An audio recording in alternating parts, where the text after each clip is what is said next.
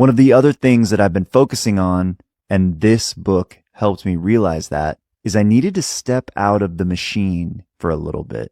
After I put out my last record in August, I decided to purposefully remove myself from the relentless cycle of social media. I was making and posting content every day. I've been putting out a song every 4 to 6 weeks, and I've been doing that for over 2.5 years. I was just kind of flapping my arms around and not headed in any one particular direction. And yes, I was getting streams and I was making some money, but I didn't feel fulfilled. I didn't feel like I was headed in the direction that I ultimately wanted to go. And that really started to grate against me. And it was at this Rothko exhibit that I went to that kind of helped me illustrate what that feeling was. This exhibit that I saw was a retrospective on Rothko's career.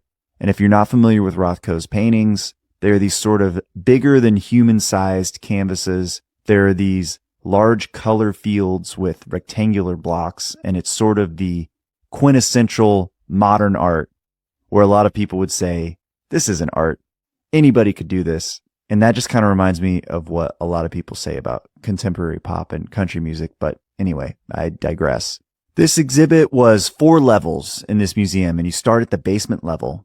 You start with his early paintings, and they're good paintings, but they're not Rothko paintings. They're not signature Rothko paintings. There are pictures of people on a subway.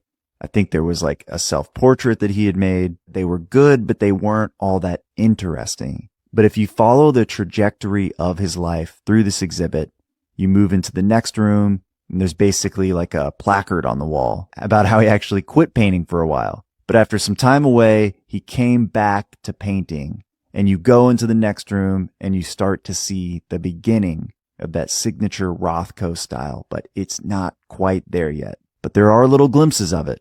He's on the path and he's following the trail. And you move out of that room, you go up an escalator into the next room, and it is awe-inspiring. You see some of his most famous paintings. But to me, those paintings were made so much more impressive because I was able to view the journey of all that it took for him to get there, to make his greatest works.